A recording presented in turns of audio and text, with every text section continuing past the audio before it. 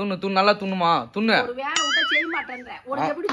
சோறு குழம்பு ஆப்பாங்க. நான் பொம்பளை நானு ஆப்பாங்க. அடிச்சுனா காது வீங்கும் பாத்துக்க. இன்னும் நேத்து பாருங்க, நேத்து வச்சு சாம்பார் சூடு பண்ணி கொடுக்குறாங்க. எப்படி சாப்பிடுறது நானு? வீட்டுல இருந்தா சாப்பிடணும். அப்புறம் நான் கேட்டுருவோம். நானு சும்மா மேல பேசுனாச்சியா அடிறாலும் உங்க அம்மா வீட்டுக்கு ஓடுவனே பாத்துக்க. உங்க அம்மா வீட்டுக்கு ஓடுவனே சரியா? உங்க அம்மா வீடு இங்க வச்சு எங்கெல்லாம் எங்க வீட்டுல வந்து திமிரெல்லாம் வச்சுன்னா கை கால் முடிச்சு போடுறோம் பாத்துக்கோனியா.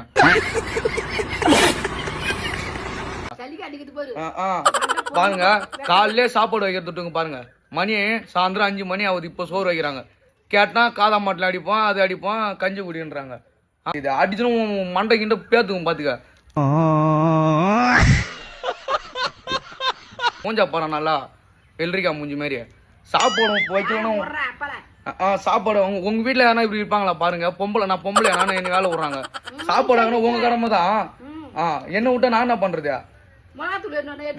சும்மா பேசுந்தா சும்மா பேசிருப்பீங்க.